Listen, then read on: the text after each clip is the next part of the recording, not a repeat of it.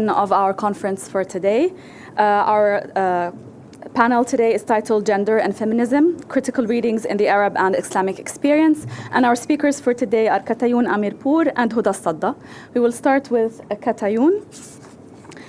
She is a scholar of Islamic studies. Since 2018, she has been professor of Islamic studies at the University of Cologne. Previously, she had held positions at the University of Hamburg and the University of Zurich. She completed her PhD in 2000 at the University of Bamberg and her habilitation in 2010 at the University of Bonn. Amirpour has received several awards, including the 2021 Rechlin Prize, did I pronounce that correctly? Mm-hmm. And the 2018 Tolerance Prize of the European Academy of Science and Arts. She's a prolific author with numerous publications on Islamic theology, Iranian politics, and gender issues in Islam. Her paper for today is titled Islamic Feminism, What's in the Name? The floor is yours. Thank you very much.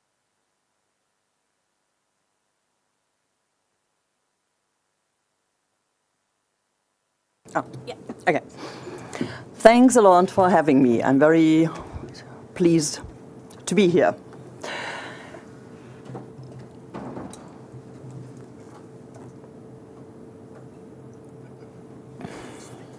Thank you. Well, Islamic feminism, well, what's in a name? As the Pakistani-American scholar Asma Balas insightfully notes, I quote, "I came to the realization that women and men are equal as a result not of reading feminist texts, but of reading the Quran." This perspective has become closely associated with what is now commonly termed Islamic feminism.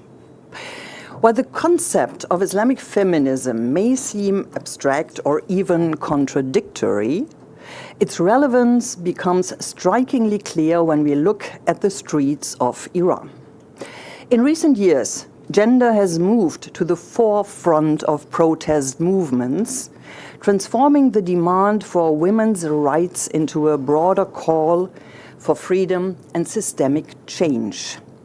And to understand this shift, we must examine how the so-called women question has become a driving force in Iran's ongoing struggle for justice. When we think about protests in Iran, we often picture slogans about freedom, democracy, or opposition to authoritarian rule. But over the past few years, a powerful shift has taken place, one that puts gender at the very center of this struggle. Today, I want to explore how the women question in Iran has evolved from a marginal issue into a defining force in the country's broader fight for democracy, and of how women have become the driving engine of social and political change. Nowhere is this transformation more visible than in the fierce contest over bodily autonomy. The state's tightening grip on women's daily lives underscores just how central gender has become to the political struggle. Today, enforcement of the mandatory hijab has entered the age of technology. Drones now patrol public spaces to monitor women's compliance. Women who do not comply often face harsh and at times surreal punishments. For instance, a female doctor was recently sentenced to 2 months of washing corpses. On the other hand, we increasingly see videos on social media showing men defending women who are stopped by the so-called morality police for wearing a loosely tied hijab or letting their hair flow freely. Recently, a cleric was pelted with yogurt in a shop after verbally harassing a bareheaded woman. But male acts of solidarity with women are actually a rather new development in Iran. For a long time, men have spoken out about censorship and the lack of freedom of expression, But at the same time, they loved benefiting from the privileges granted to them by the Islamist system. I have a nice example later to undermine this thesis. In today's session, I want to basically argue that over the past few years, something has fundamentally shifted in how gender is seen in Iran. The issue of women's rights, what is often called the women question, is no longer seen as a separate, isolated topic. Instead, it's increasingly understood as the key part of the broader struggle for democracy. This is a big shift. Not long ago, gender-based discrimination was considered mainly a women's issue, disconnected from other political debates. As you might know, after the 1978 revolution, taking back women's rights quickly became one of the Islamist regime's top priorities. Just weeks after the fall of the Pahlavi monarchy, its progressive family protection law was replaced with laws rooted in Islamic jurisprudence. Women's rights to divorce and child custody were drastically restricted. But this legal regression stands in stark contrast to the impressive strides women have made in other areas, especially in education and the professional world. Despite the obstacles, women have shown extraordinary resilience and played a central role in shaping modern Iranian society. And here's what's really important: public attitudes are changing. There's a growing awareness that women's rights are not just a niche issue. They are at the heart of Iran's democratic aspirations. This shift owes a lot to women's visible and courageous participation in protests, as well as to changing social attitudes toward gender equality. I remember the first time I started to feel that something might be changing. It was after the disputed presidential elections in June 2009. The official winner was Mahmoud Ahmadinejad, but many people in Iran strongly believed that his opponent, Mir Hossein Mousavi, had actually won. You might remember the event that culminated in 3 million people marching on the streets of Tehran on one day. Shortly thereafter, in December, the following call appeared on Facebook: "Be a man, send us your picture as a woman," meaning wearing a hijab. Thousands responded to this call. And soon, what was originally not intended as an act of solidarity with Iranian women made international headlines. Men in hijab. But this campaign initially started as a solidarity campaign for one man. This man had delivered a speech on Student Day, December 8, in which he denounced the suppression of protests against the election fraud and the prevailing oppression in general. When the police attempted to arrest him for this, he fled. The following day, the Fars news agency published a photo of him dressed in women's clothing. The photo was a reference to Bani Sadr, the first president of the Islamic Republic. Both photos were published together. Bani Sadr had allegedly fled Iran in 1981 after falling out of favor, wearing a hijab. Since he lived in Paris from that time until his death in 2021 without being apprehended during his escape, the photo is likely a fake. However, the trope of an opposition figure fleeing in women's clothing is a well-known motive being referenced here. The message the regime sought to convey was: the opposition has no real men, they are cowards and weak women. But this message was turned on its head on social media. One person wrote, "We'll humiliate you by dressing one of your friends up as a woman? Oh yeah? Well, now we are all dressed like women. And anyway, what's so bad about women?" So, on the one hand, the most important symbol of the Islamic Republic was deconstructed and reinterpreted here. On the other hand, the Man in Hijabs campaign became an opportunity to initiate a new discussion about gender. The campaign was, of course, directed at an Iranian audience, both those living in Iran and those living abroad. Over the past 2 decades, these two groups have increasingly grown into a discursive community, which, in the Habermasian sense, constitutes a counter-public to the controlled Iranian public sphere, primarily on the internet, which boasts a widespread reach in Iran, with currently approximately 73 million people, representing an internet penetration rate of 80% of the total population. This internet agora is shaped by exiles who have entered into dialogue with Iranians living inside the country. This brings me to my central thesis. Today, there's a stronger connection between the question of democracy and the question of women's rights within the Iranian discourse.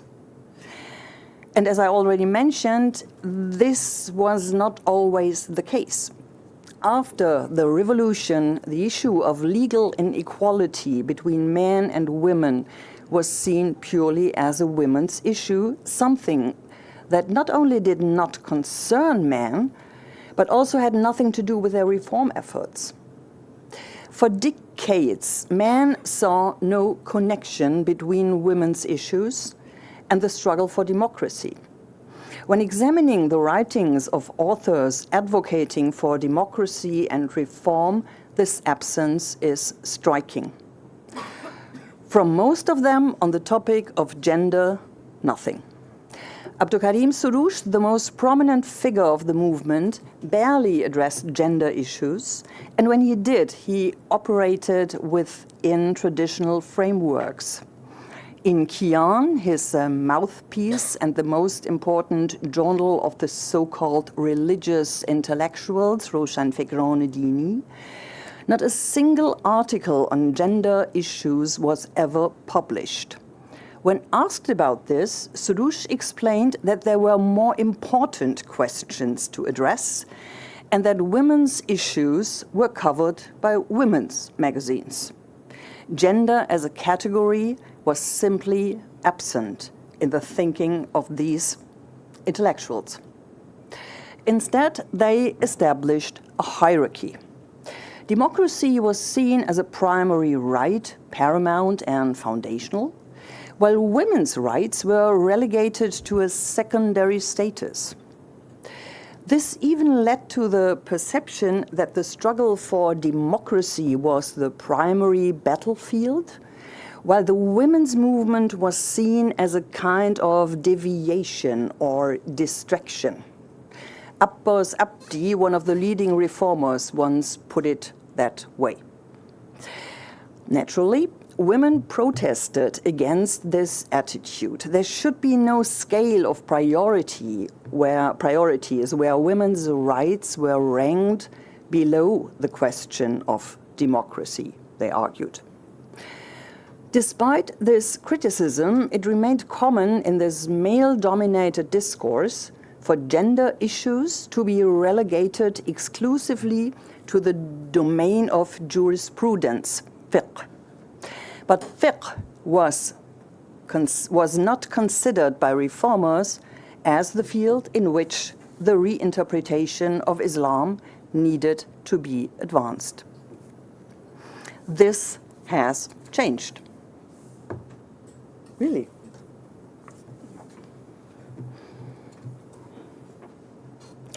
For example, when Mujtahid Muhammad Shabestari publicly stated, if we want women not to be discriminated against within the family, we must consider what kind of family structure is necessary for this.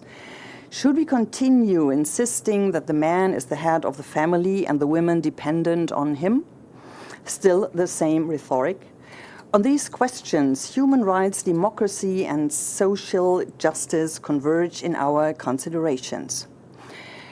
The shift in awareness also occurred among the so-called non-religious intellectuals, a term that is questionable but has been part of Iranian discourse since the revolution. The regime divided intellectuals into religious and non-religious. The latter were persecuted or expelled from universities since they were considered outsiders, Ghair Khudi, in the regime's ideology. The former, however, were regarded as insiders, Khudi. They were believed to possess fundamental loyalty to the regime due to their ta'hud, a commitment to Islam, and thus were tolerated when they expressed mild dissent. Actually, the reform agenda of both groups did not differ that significantly, and the non-religious intellectuals were not inherently as irreligious as the term suggests. But religious and non-religious intellectuals shared a common shortcoming, a pervasive blindness to gender issues. However, even the so-called Roshan-Figran Ghair Dini, the non-religious intellectuals, have now publicly reflected on their behavior with self-criticism. For instance, Hamid Dabashi, the well-known professor of Iranian studies at Columbia University and one of the most prominent Iranian public intellectuals, stated that with men in hijabs, solidarity could finally be demonstrated. He added self-critically that Iranian men were very late in doing so. They should have shown this solidarity over 30 years ago when women were forced to wear the hijab. This self-criticism can also be found in Persian novels today. For example, in Shahryar Mandanipour's Censoring an Iranian Love Story, where he writes, Sarah goes to the dressing room. This is a perfect opportunity for Dara to savor the bitter taste of Sarah's tooth-shattering report.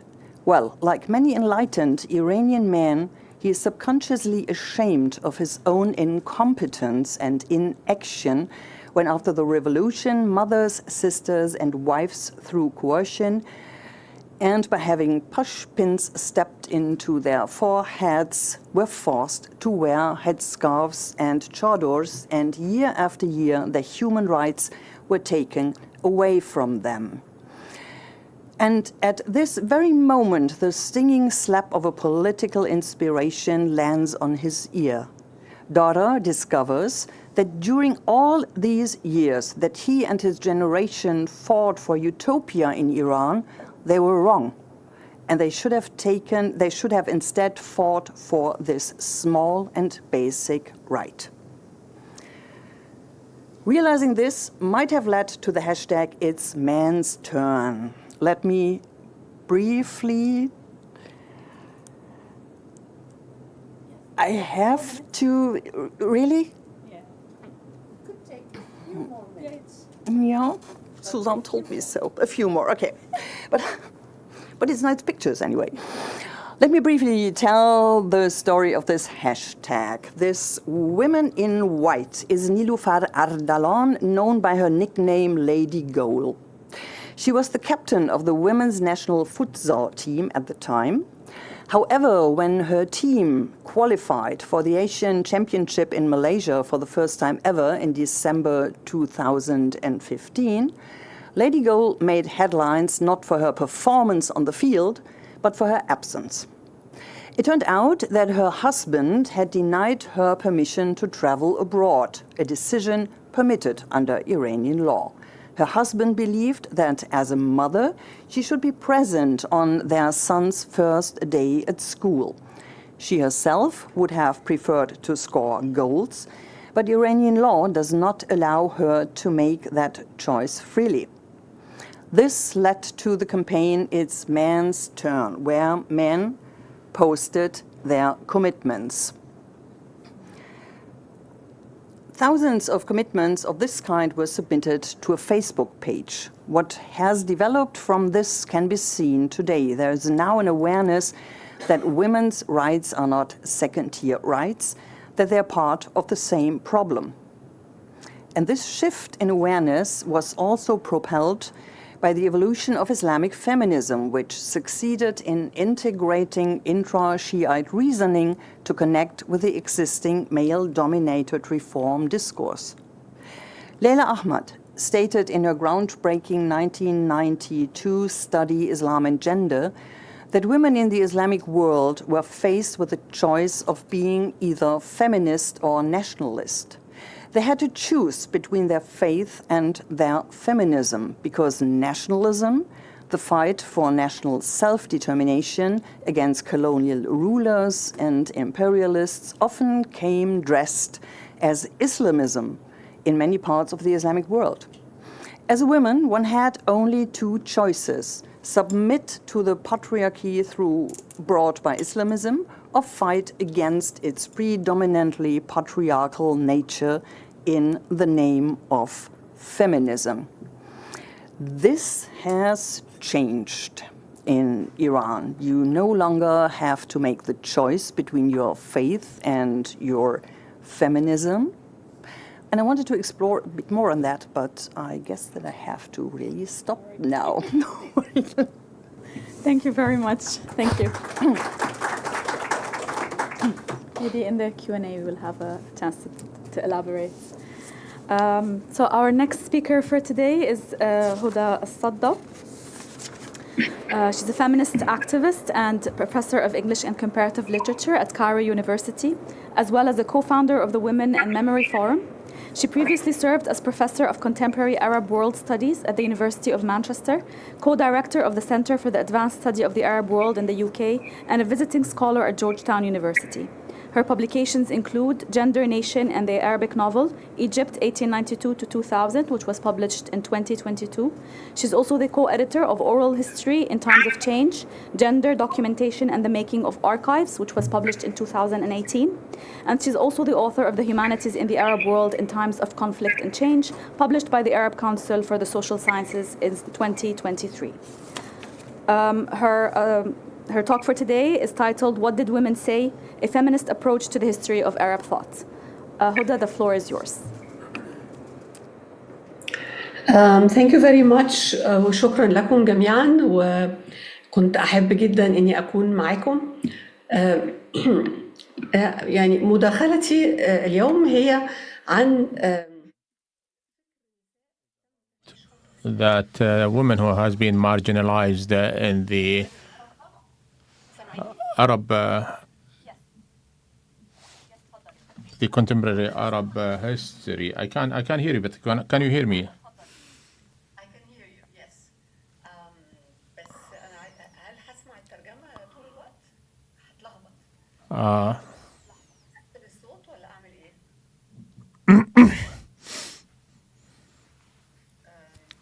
تمام نجرب ربنا يسهل. 1 2 3 can you hear the interpreter? تسمع المترجم الآن? So the title of my presentation, What Did Women Say? A Feminist Approach to the History of the Arab Thought.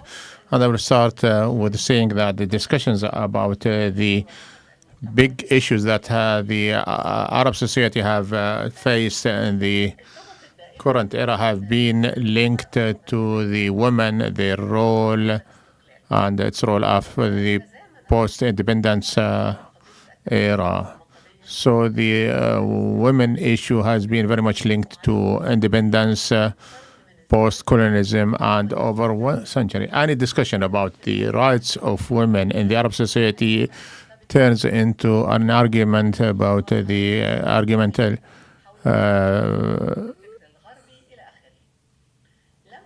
so women were all present in the cultural landscape, and they have contributed to all issues, and they had contributed to the role of women in the modern era. They challenged some of the premises of some of the Arab intellect, male intellects, who shaped however, with time, they are being forgotten.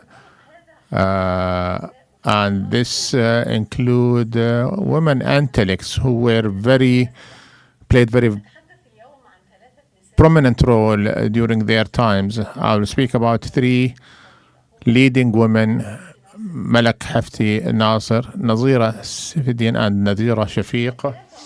The 3 women, their memory has been renavigated by a number of women intellects who has been very active in the last decade of the 20th centuries, and who were involved in a review of the contributions of those women, and they have succeeded in creating a critique by women feminists. And I will try to answer the following questions, 2 fundamental questions: why women were excluded, and when their memory has reinvigorated, and why. So in my interjection and in the available time, I will speak about Nazira Saifuddin and Nadira Shafiq, and I will try to speak about the thought of Malak Hafni Nasser. Malak Hafni Nasser was born in 1886 and died in 1918. She's a leading activist, feminist activist. She was involved in the debates about the position of women in the 20th centuries, and he provided the critiques about the role of women in society. She had an opinion column in one of the newspapers, and also she delivered lectures in the Cairo University. She has followers who've been following her in her introduction in the Egyptian University in 1918. Huda Sha'rawi presented her first presentations during that time. Malak Fikri memory was started to take backstage and diminish until she was her memory was renavigated, and the reason for this exclusion is attributed to her thoughts, the liberal discourse and the Islamic discourse. In many of the writings, they describe Malak as a more conservative thinker and more conservative in its approach towards liberation, since she's bound by the traditions, the customs, or maybe because she is linked to the conservative Islamic thinking. However, Malak's position was clear and open. She criticized and refused the accepting the woman as a paradox between modernity and tradition. Malak warned against adopting the Western civilizations without scrutiny, and was against leaving hijab as manifestations of modernity, and called for women to focus on acquiring education, since it is the first step towards a genuine renaissance. And she opposed Qasim Amin's call for relinquishing the hijab. in the context of polarizations between modernity and the traditional Islam, it was very difficult to understand the position of Falak, the unorthodox thinking, criticizing some of the Enlightenment thoughts and what. So I would like to share you some of what Malak have said concerning the call for leaving hijab. He said, man should not be, we have fed up with despotism, and she adopted thinking that to relinquish. She highlighted the responsibility of women who were instrumental in the downfall of the society, and she says in this context, be serious in your approach to life. We have fell victims to the domination of the West, and she criticized the double standards among men. She said that our men visited the European countries and they have witnessed the respect of women by men, and they returned calling for the educating women, and women should be liberated and deserve respect. However, it was mere talking without translating into action. Malak discussed dividing the roles between the genders, and she said this is a historical phenomena that's very linked with certain context, and it's not a natural phenomena. And she says that the role of women as the caretaker of the family is a result of historical actions that marginalize the role of women in society. And she says, and I quote, men are lying that you were created to take care of the family, and we are the breadwinners for the family. From where they derived these thoughts, which proven false.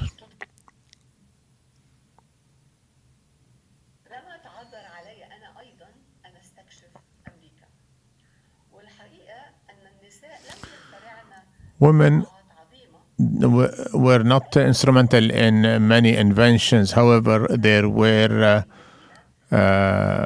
experts in the different forms of science, literature, and according to Malak, says that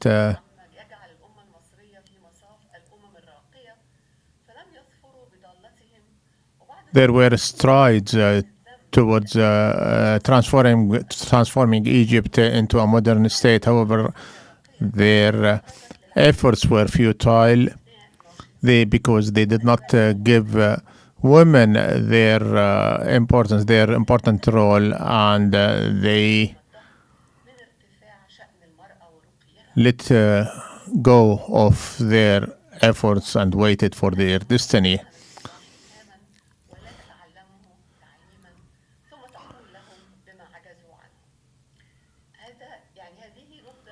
So this is an overview of the thoughts of Malak, who criticized the thoughts. I'll speak now about Nazira, and she is one of the prominent Islamist activists in the world, not in the Islamic world.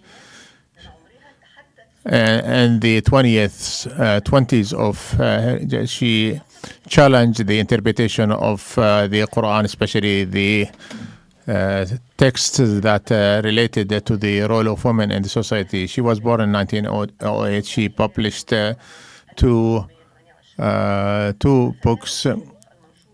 The fatwas that was published in 1929. The second book, she responded to the critiques of her first book. In the first book, Sufur and Hijab, Nazira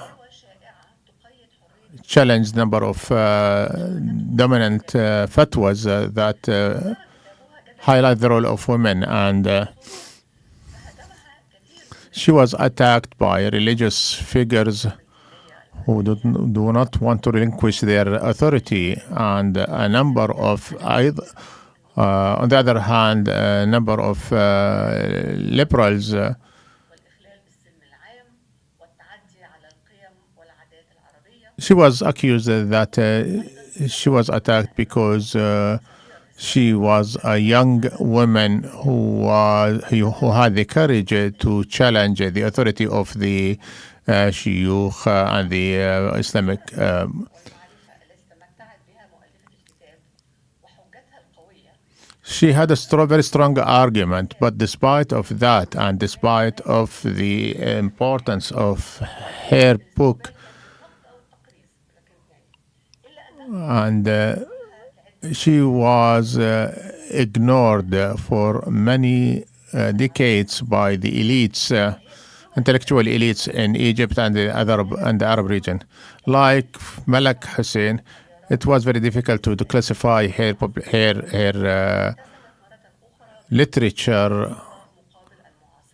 فهي اعتمدت منهجا عقلي She adopted a more rational approach that في تفسيرها للنصوص الدينية elevate the role of the intellect in the interpretations of the Quranic texts. This القرآني وأطر التفسير الدينية so ومنهجية التفسير adopted the prevailing methods of interpretations. بعض دعاة However, liberals attacked her based on this thought. In the 40s, وأعيد طباعة كتبها في دار المدى في دمشق. her books were republished, and even in the 90s, and in Al-Iskandariya Library in 2012, her books were republished. However, nowadays, in the 21st century, we see more interest in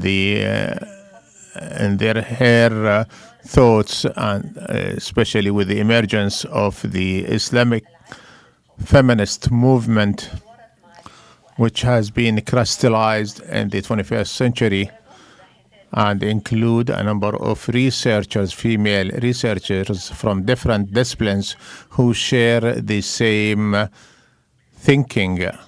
Durriya Shafiq, the third woman, and I would like to say that she's the feminist who had the courage. She's a leading activist in the 40s and the 50s of the 20th century. She was born in a middle-class family. She got a grant to study philosophy in the Sorbonne, and got her BA in philosophy and PhD in philosophy in 1940. She suffered when she returned to Cairo from many difficulties. She was not allowed to join the Egypt University on the premise that she's very liberal. She couldn't join the feminist union that was established by Huda Sha'rawi because of her contradictory. She felt isolated because she was adamant in her beliefs.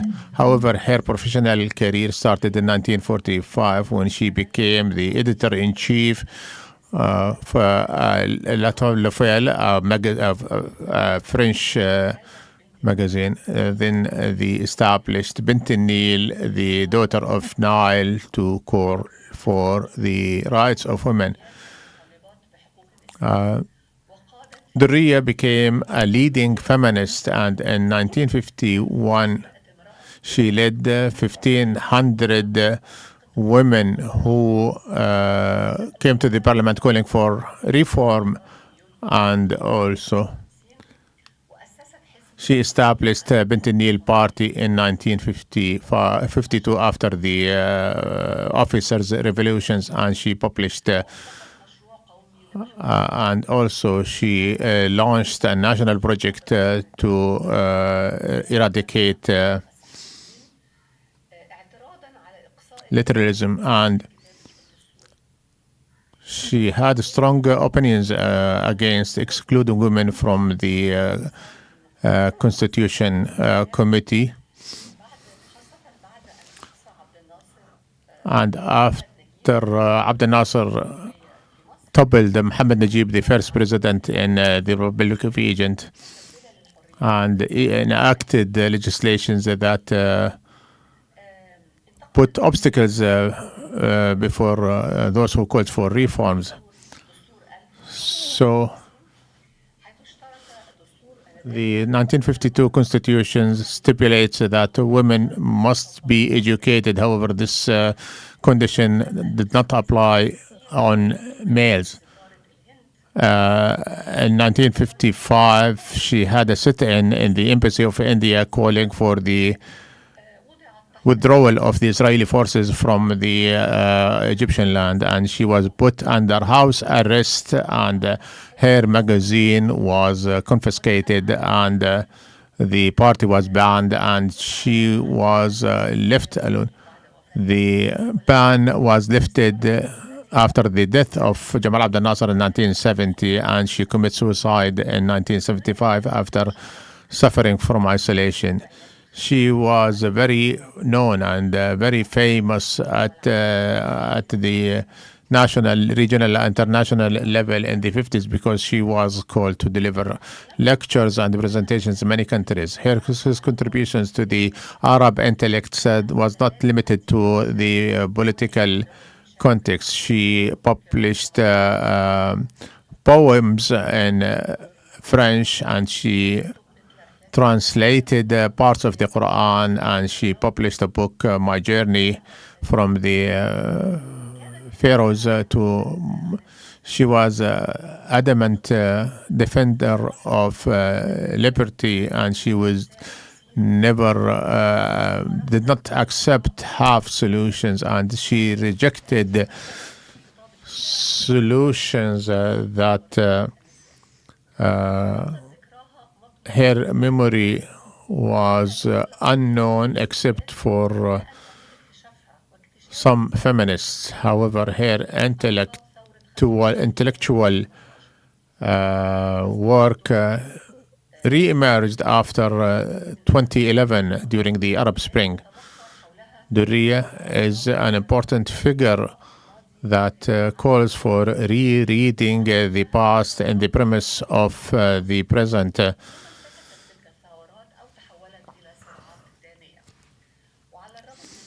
Despite the aftermaths of the revolutions, these revolutions opened spaces for contemplation and revision, and in this context, the memory of Durriya is re-emerging and more light is being shed on her production.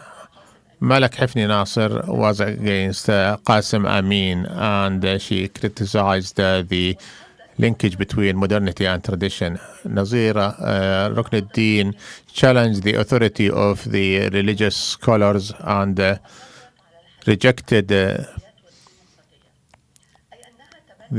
so she adopted a political approach in her approach towards women and feminism that led to excluding her from the political and cultural landscape. The three women had ignoring and excluding the role of these figures was among the reasons that hinders the self-criticism that and I do thank you for your kind listening. Thank you very much, Huda. Shukran. I now open the floor for questions, but please, because of the tightness of time, I kindly ask you to keep your interventions and your questions under 2 minutes. I don't want to be the first. If Go ahead. Thank you. Thank you so much for your rich and wonderful presentations. Actually, my questions is for Professor Huda. that there is this dialogue, I think, between women's rights activists in Iran or feminists in Iran and the Arab world from the Iran side, I think. I have to say that so many Iranian activists, as far as I know, they not only follow the works and activities of the Arab feminists, such as Leila Ahmed, Fatemeh Mernissi, and Professor Nasr Hamid Abu Zaid, and so many others. And I think that this dialogue is actually, for many Iranians, is a natural dialogue because they learn from for instance, the experiences of the feminism and Nasawiya, Harakat al-Nasawiya in Egypt, and from the rest of the Arab world, but especially in Egypt, which is quite, I think, interesting thing, and we can talk about it later. So they are quite well known. Like, for instance, when Professor Huda talks about Duriya Shafiq, we know it. We know her in Iran.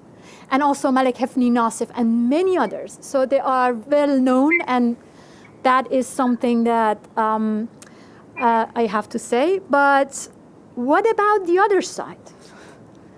What we can, when we talk about the intellectual dialogues, like, for instance, Professor Katayoun talked about the Green Movement and the politicization of gender in Iran.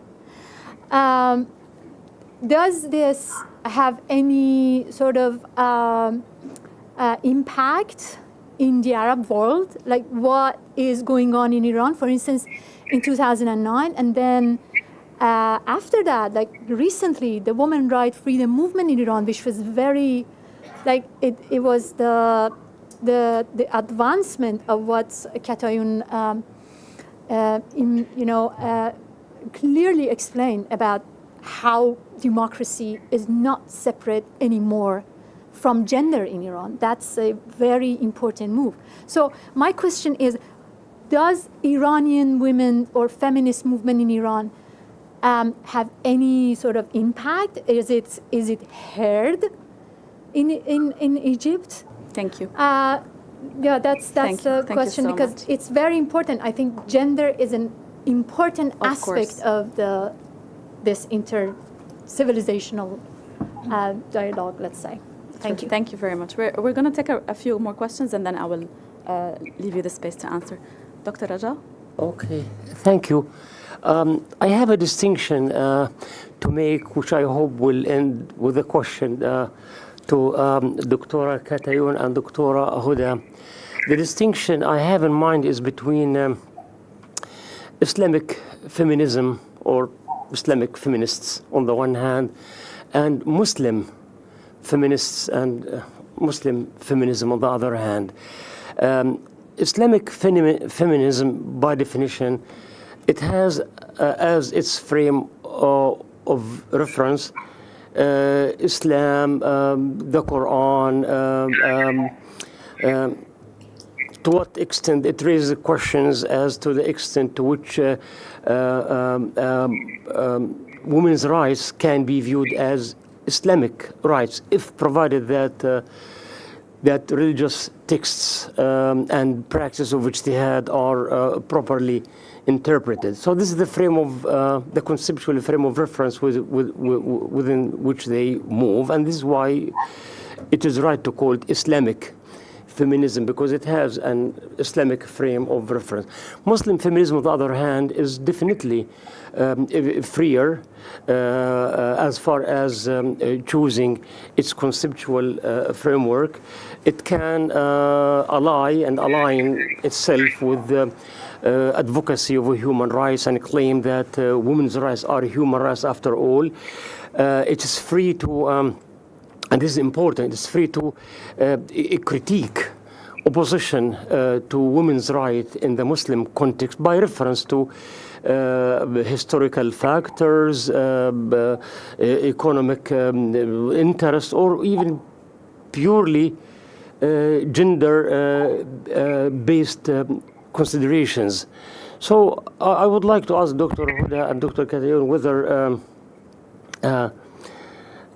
feminism in Arab countries or in Muslim countries would be better off taking the Islamic path or taking the other one, which we, for practical purpose, can refer to as rationalist, political, modernist, or what have you. Which method would be best to use? Thank you. Thank you very much.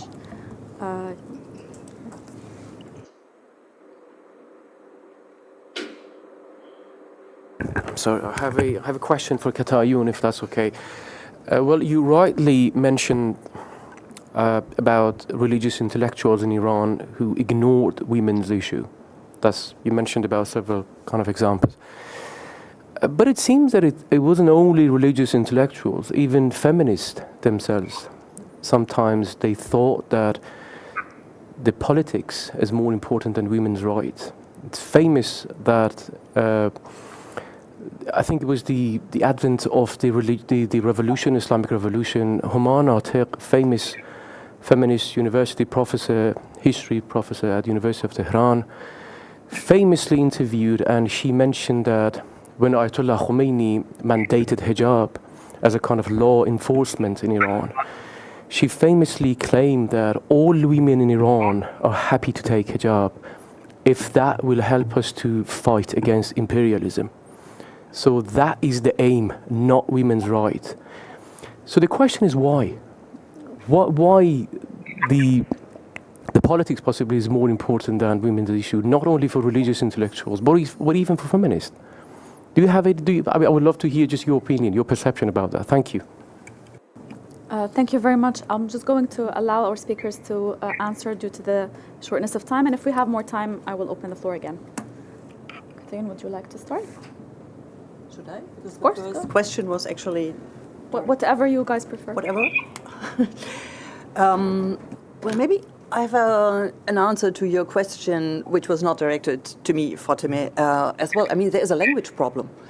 Iranians can read Arabic, so Abu Zaid and all the whatever is. Translated. You don't, I mean, I haven't seen many Iranians read in Arabic. Original text by Nabisi, like for instance, or Leila Ahmed. And Abu Zaid and so on, but they read it in translation. But the Iranian texts are not translated into Arabic. Exactly, that's my question. So this Why? is. If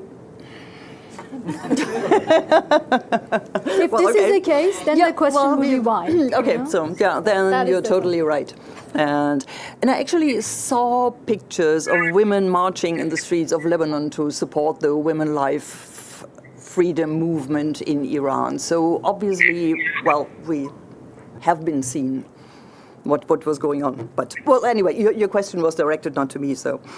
But thank you very much. The second question, Muslim Islamism or is Islamic feminism or Muslim feminism? Well, I think it has some tactical value to use the weapon that you are fought with as a woman in Iran. I mean, every legislation, everything is framed as we have to do this because this is Islamic. This is the pure Mohammedanian Islam, as we put it in Persian, Islam an-Nabi Muhammadi. And this is why we force women to do this and that, and why they can't divorce, and why they can't be granted child custody and stuff.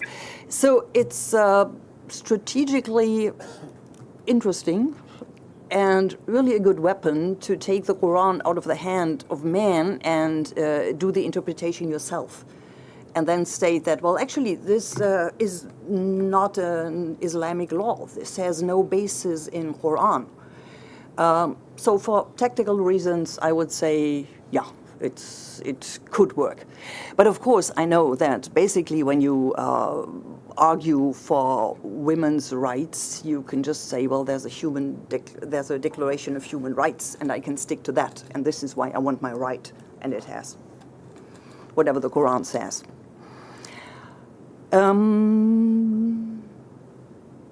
Why did even the feminists? Well, I mean, some did.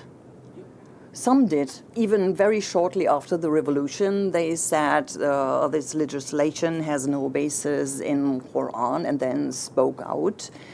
But yeah, you're totally right, Hussein. It's very difficult because it's the fight against imperialism, and then this is what I mentioned. You didn't have the choice.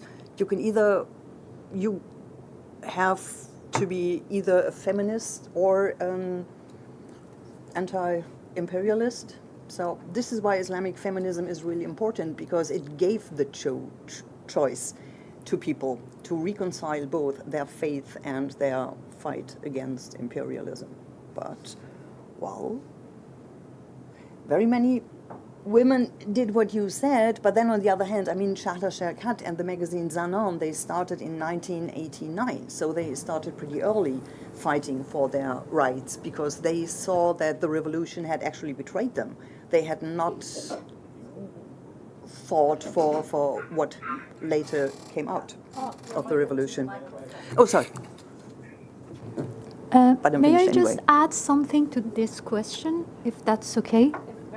Yes, because as Katayun said, there was not a choice, but there were some women, and in fact religious women, that at the revolution they protested against the imposition of the Islamic law. For instance, Zahra Rahnavard was one of them, who famously not only protested against the imposition of the law, but against the compulsory hijab. She herself was a Chadori woman, and she was veiled, but she actually was against the compulsory hijab. And I think that was the beginning of Islamic feminism in Iran, I think. So could it be that they actually protested, but they weren't really heard?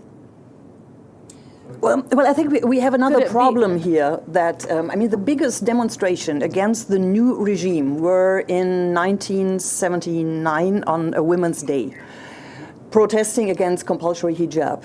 But then the war started. And of course, then for 8 years, we didn't discuss anything. I mean, every opposition to the regime, every voice was thought like you are helping the enemy if you voice dissent. So I believe that if Iran had not been in war with Iraq, the whole history of Iran would have changed fundamentally. Then these voices could have been heard and these things could have been discussed. But within those 8 years, well. Thank you very much. I will now leave the floor to Huda. If you'd like to respond, please. Yes, thank you very much for the questions. I think I'll just respond in English. For the first question, I actually think there's quite a lot of, communication between in Egyptian, and I speak about Egyptian feminists in particular at this point, and Iranian feminists. And I'll just share with you two things. First of all, everyone follows what's happening in Iran. So, for example, the Mahsa Amini issue, there was actually a whole exhibition, an artist in Egypt who actually created a whole exhibition around Mahsa Amini. So this is something I've actually seen very recently. But going back a little bit further, I was involved in a campaign to change the marriage contract in Egypt in 1994. And to change the piece of paper that we sign when we get married, and actually the work of Iranian feminists on the marriage contract was extremely inspiring, and we used it in our campaign as an example of, this is another Muslim country, and this is something that is much more progressive than our contract. So anyway, I'm just saying these are quickly off the top of my head. And when it comes to Islamic feminism, there's a lot of cooperation between Egyptian and, this is, of course, a transnational movement. So definitely, I'm thinking off the top of my head, Ziba Mir Hosseini is very much part of this movement. So I think there is contact, there is communication. Is it enough? I hope, no, I'm sure there should be more cooperation.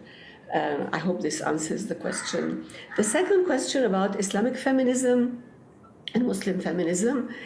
I begin by saying that already the term is extremely debatable between Arab feminists and feminists in general. So I mean, there's no agreed upon. There's no agreed upon definition of what it actually entails. However, I use it very specifically to refer to this intellectual reformist project of Islam from a feminist perspective. I think this is really the work that the meaning that I focus on when I talk about Islamic feminism as a transnational intellectual movement, particularly in the 21st century. It has meant different things for different people, but I'm talking specifically about women scholars, feminists, who are engaging with al-hadith, wal-fiqh, and they're actually producing new interpretations of Islamic fiqh. So this is what I have in mind. Are there other types of feminism in the Arab world? Of course there are. Not every single woman or Muslim woman is an Islamic feminist, that's for sure. So, and I find that to be a strength. I mean, why do we need to have everyone agree on one particular approach to how we express our feminism? I find that this diversity is very useful for the movement. We need all the hands, we need all the ideas that hopefully will make our lives better. So, thank you. Thank you very much. We're actually right on time, and I really apologize for not being able to take on more questions. Please, I thank our speakers, and thank you so much for attending.